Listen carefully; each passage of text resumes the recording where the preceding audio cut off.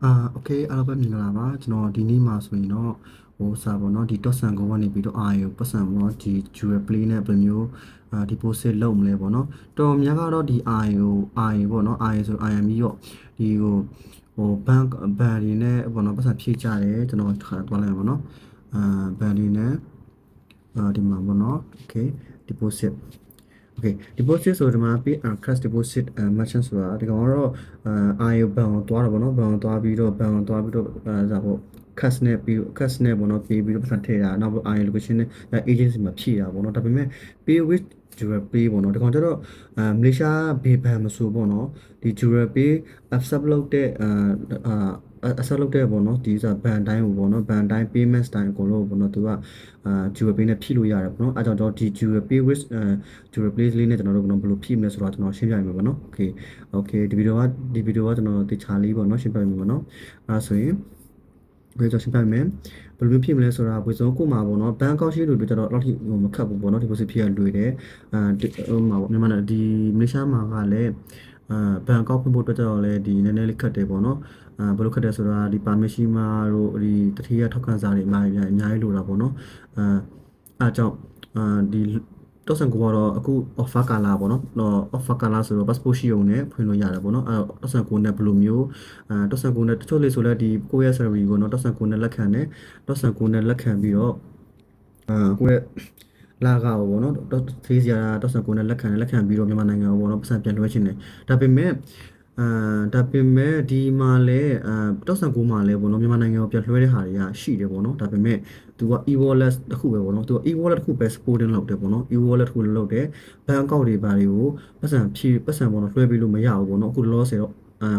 ်တော့သူတို့ရဲ့ဒီဆိုပေါ့နော်သူတို့ရဲ့ဒီမှာဆိုရင်တော့e-wallet တစ်ခုပဲ support ပေးရတယ်ပေါ့နော်တကယ်နဲ့ဟာရ support ပေးသေးပေါ့နော်ဒါကတစ်ခုပေါ့နော်ဒါကတော့တော်များတော့ IM မှာလွှဲမထင်ပါနဲ့ IM မှာလည်းပတ်စံငွေကြီးရလဲပို့ပြီးတော့ပတ်စံနည်းနည်းလေးပို့ရတယ်လေဟုတ်တယ်လားအဲဆိုကျွန်တော်သွားလိုက်မယ်ပေါ့နော်ဒီ IM ကို USP နဲ့ပတ်စံပို့ဖြည့်မယ်ဆိုတော့ကျွန်တော်သွားလိုက်မယ် okay အဲဆိုရင်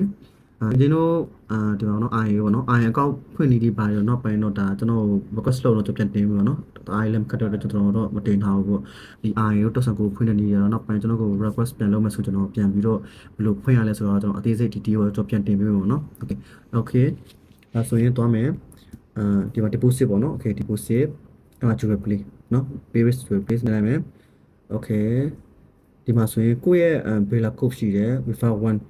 refer 2အောက်က production ဆိုတော့သူကမလိုဘူးပေါ့နော်သူကမလိုဘူးဒါကြတော့အောက်ကကြတော့ဟိုစားထည့်လဲဟိုရှိလဲပေါ့နော်ကိုဖုန်းထဲမှာထည့်ရတယ်ဒါမရှိထည့်စရာမလိုဘူးပေါ့နော်အပေါ်ကကျွန်တော်တော့မထည့်ခိုင်းစေချင်ဘူးပေါ့နော်ဒါအိုင်းညရင်ရှုပ်မှာဆိုတော့အပေါ်ကကုန်းနဲ့အောက်ကကိုဖုန်းနဲ့ပတ်ဒါပဲဒါကိုလည်းဒီတရက်ကူပြီးတော့ပြန်ထည့်ရုံပဲဘာမှခက်ဘူးပေါ့နော်အဲတော့ daily limit ကိုတရက်ကို3ခါပေါ့နော်9000ထိ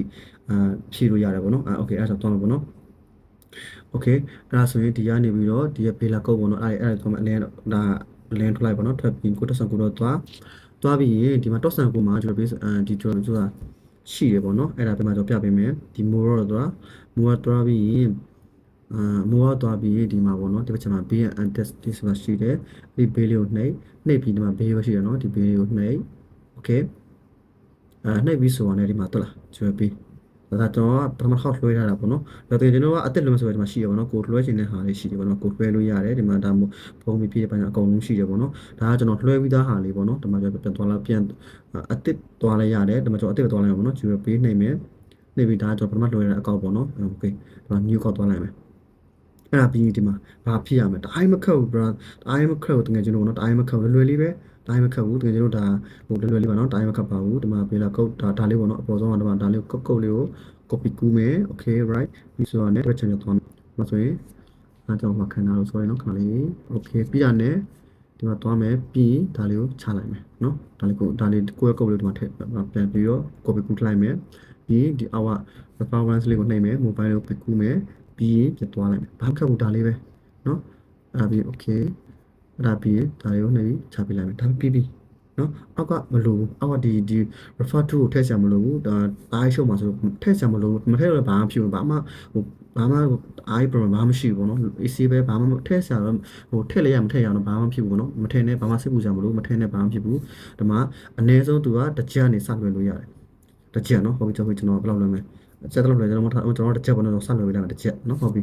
ဒါကြောင့်မှလည်းရှိတယ်ကျွန်တော်လွှဲလိုက်မယ်ဒီမှာဘာမှပြလို့ချင်မလို့ကိုပို့မဲ့အမောက်ကိုကြည့်မယ်ကိုရဲ့ကုတ်တွေကိုဖုန်းနံပါတ်တွေဒီစစ်မယ်မှန်ပြီလားမှန်တယ် okay ဒါဆိုရင် next နော်ဘာမှမလုပ်တော့ချင်မလို့ next နဲ့လိုက်မယ်နေပြီး okay ပြလိုက်မယ်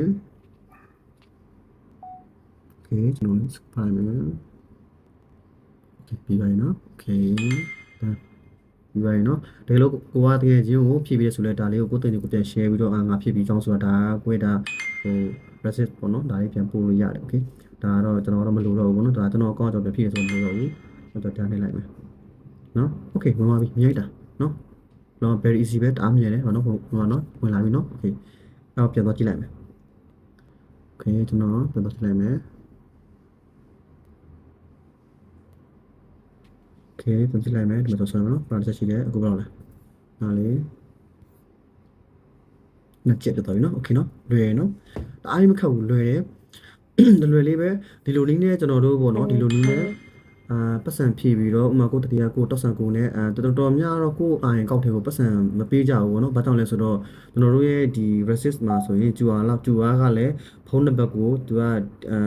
background လေးနဲ့တွားရတာဆိုတော့ကိုမှဘန်အကောင့်မရှိဘူးပေါ့နော်တောက်ဆန်ကိုလို့ဘန်အကောင့်မရှိဘူးပေါ့နော်ဒီကနောင်ကောက်တယ်မရှိဘူးအဲ့ဒါကြောင့်ပတ်စံအာရင်နဲ့လက်ခံလို့အဆင်မပြေဘူးပေါ့နော်အဲ့ဒါကြောင့်ကျွန်တော်တို့ကဒီ IN နဲ့လက်ခံလို့အဆင်ပြေဘူးအဲကြောင့်ကျွန်တော်တို့ကတော့ဆန်ကျွန်တော်တို့ရဲ့ဒီ Malaysia မှာဆိုတော့ဆန်ကိုကတော်တော်များသုံးတယ်ပေါ့နော်ဘန်ဒီထက်တောင်မှပိုသုံးလို့ကောင်းတယ်ဒါကကျွန်တော်ရဲ့ဟို personal အရာပေါ့ကျွန်တော်အကြံပေးပြတာပေါ့နော်ဘာကြောင့်လဲဆိုတော့ဘန်နေဆိုရင်24 hour ခါကျရင်တို့ပိတ်တဲ့သူတို့ error ပြနေတဲ့ခါရှိတဲ့အချိန်မှာကိုကဘန်ကိုသုံးလို့မရအောင်အဲ့လိုပြဿနာရှိတယ်ပေါ့နော်ကျွန်တော်ဆိုရင်ဘန်ကောက်ရှိပေမဲ့လည်းကျွန်တော်တော့ဆန်ကိုပဲကျွန်တော်သုံးတာပုံများတယ်ပေါ့နော်တော့ဆိုကိုမှကျွန်တော်ပတ်စံထိတ်ကျွန်တော်သုံးတာပုံများတယ်ဘန်မှာကကျွန်တော်လဆာအခွင့်ထုတ်လောက်နဲ့တလောက်ပဲကျွန်တော်မထားဘူးပေါ့နော်ပတ်စံတော့မထားတာများတယ်ပေါ့နော်အဲကြောင့်တော့ဆန်ကိုပေါ့နော်တော့ဆန်ကိုကနေပြီးတော့ဒီနေ့မှဆိုရင်တော့ဆန်ကိုကနေပြီးအာရုံပတ်စံဘလို့ပုံဖြည့်သွားကျွန်တော်သိရှင်းပြထားပေးတာပေါ့နော်ဒီလိုတကယ်ကျွန်တော်နားမရရှိလဲကျွန်တော်ဒီ Messenger ပေါက်မှာလာပြန်မေးလို့ရတယ်ပေါ့နော်ဘယ်လိုမျိုးနောက်သိချင်တာရှိတဲ့ခါကျရင်ကျွန်တော်မေးလို့ရတယ်နော်ဘာတွေဘန်ကောက်ဖွင့်တာပဲဖြစ်ဒီတော့ဆန်ကိုပေါ့နော်အကောက်ဖွင့်တာဖြစ်အကုန်လုံးကျွန်တော်မေးလို့ရတယ်ပေါ့နော်သိချင်တာရှိကျွန်တော် Messenger ပေါ်မှာစာရေးသွားလို့ရတယ်ပေါ့နော်ကျွန်တော်ဗီဒီယိုနောက်တစ်ပုံနဲ့ထပ်လာခဲ့မှာပေါ့နော် okay နော်နောက်သိချင်တာရှိမေးလို့ရပါတယ်ဒီနေ့မှာဆိုရင်တော့ကျွန်တော်တော့ဆန်ကိုကနေပြီးတော့ကျွန်တော် play နဲ့အာယုဘယ်လိုပတ်စံ1 deposit လုပ်လဲကျွန်တော်ဒါကိုရှင်းပြပါပေးတာပေါ့နော်နောက်ပိုင်းသိချင်တာရှိရင်လည်းကျွန်တော်ထပ်မေးလို့ရပါတယ် okay အားလုံးကိုကျေးဇူးအများကြီးတင်ပါတယ်နောက်ထပ်ဗီဒီယိုတစ်ပုံနဲ့ပြန်ဆုံမယ်လို့ကျွန်တော်ထင်ပါတယ် okay အားလုံးကျေးဇူးအများကြီးတင်ပါတယ်